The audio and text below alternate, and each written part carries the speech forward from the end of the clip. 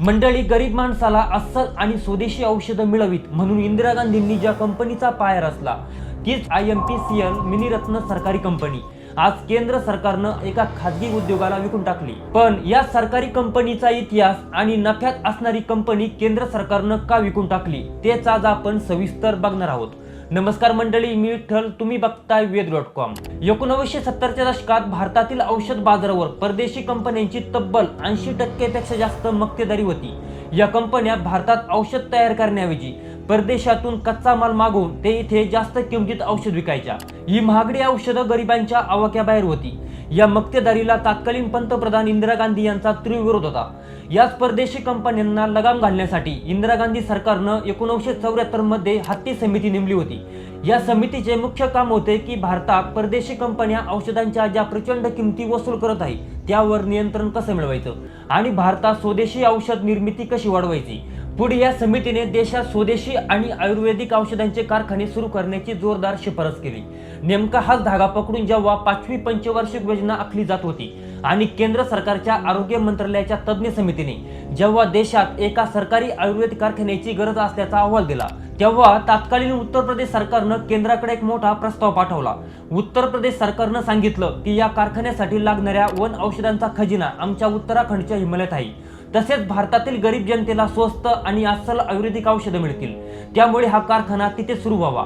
उत्तर प्रदेश सरकारचा हा प्रस्ताव जेव्हा पंतप्रधान इंदिरा गांधी यांच्याकडे पोहोचला तेव्हा त्यांनी याला तात्काळ मंजुरी दिली। उत्तर प्रदेश सरकारनं निसर्गाच्या सानिध्यात असलेल्या अल्मोडा जिल्ह्यातील मोहन या गावची निवड केली।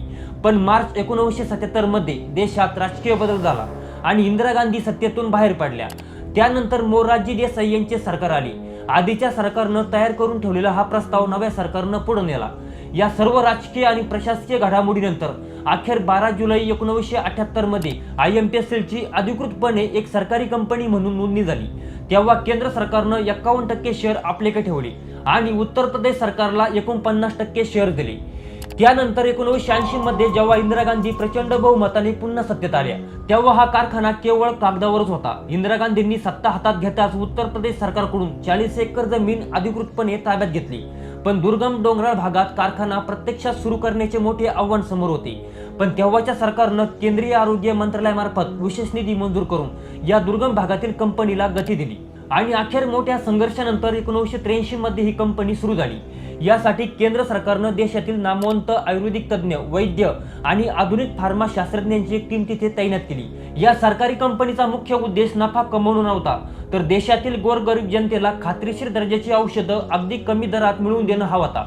जेव्हा औषधांचे व्यावसायिक उत्पादन अधिकृतपणे सुरू झालं तेव्हा इंदिरा गांधी यांनी थेट आदेश देत देशभरातील केंद्र सरकारी कर्मचारी, आरोग्य योजना, सरकारी दवाखाने, प्राथमिक आरोग्य केंद्र आणि देशाच्या कानाकोपऱ्यातील गरीब रुग्णांना याच कारखान्यातून आयुर्वेदिक औषधांचा अविरत पुरवठा केला जाऊ लागला। खाजगी बाजारातील औषधांच्या भेसळीला आणि चढ्या किमतींना हा कारखाना एक मोठा सरकारी पर्याय बनला, ज्यामुळे ही कंपनी पहिल्याच वर्षापासून स्वतःच्या पायावर उभी राहिली। विशेष म्हणजे भारतातील अनेक सरकारी कंपन्या तोट्यात चालत असल्यामुळे बंद पडतात किंवा विकल्या जातात, पण IMPCL ने मात्र आपल्या औषधांच्या गुणवत्तेशी आणि दर्जाशी कधी तडजोड न करता सरकारला दरवर्षी कोट्यवधी रुपयांचा निव्वळ नफा कमवून दिला।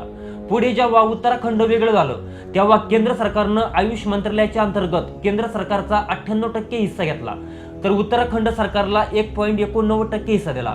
मंडळी, विशेष म्हणजे जेव्हा 2020 आणि 2021च्या कोरोना महामारीच्या काळात रोगप्रतिकार शक्ती वाढवण्यासाठी संपूर्ण देशात आयुर्वेदिक औषधांची मागणी प्रचंड वाढली होती, या काळात या कंपनीनं रात्रंदिवस काम करून देशातील जनतेला आणि सरकारी दवाखान्यांना विक्रमी औषधी पुरवठा केला आणि तब्बल 164 कोटी रुपयांची उलाढाल केली। त्यामुळे केंद्र सरकारला या कंपनीच्या कामगिरीची विशेष दखल घ्यावी लागली। अखेर भारत सरकारनं या कंपनीला मिनीरत्नचा अधिकृत दर्जा देऊन तिचा गौरव केला।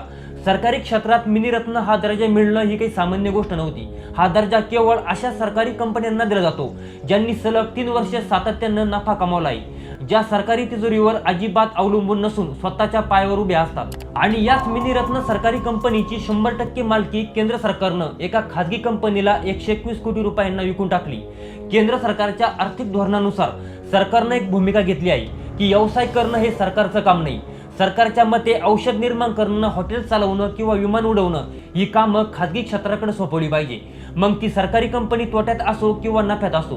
पण मंडळी, ज्या कंपनीची मूळ संकल्पना आणि पायाभरणी पाश्चात्य औषध कंपन्यांची मक्तेदारी मोडण्यासाठी केली होती, देशातील नैसर्गिक संपत्तीचं रक्षण करण्यासाठी केली होती आणि भारतातील गोरगरीब जनतेला स्वस्त दरात औषध मिळवून देण्यासाठी झाली होती, जी कंपनी सरकारला स्वतःहून कोट्यवधींचा नफा कमवून देत होती, ती संपूर्ण कंपनी अवघ्या 121 कोटी रुपयांना खासगी हातात विकणं कितपत योग्य आहे? सरकारच्या या मोठ्या निर्णयावर तुम्हाला काय वाटतं? तुमची प्रतिक्रिया कमेंट बॉक्समध्ये नक्की कळवा आणि हा व्हिडिओ जास्तीत जास्त शेअर करा आणि अशाच नवनवीन माहितीसाठी आपल्या वेद.com ला सबस्क्राईब करायला मात्र विसरू नका.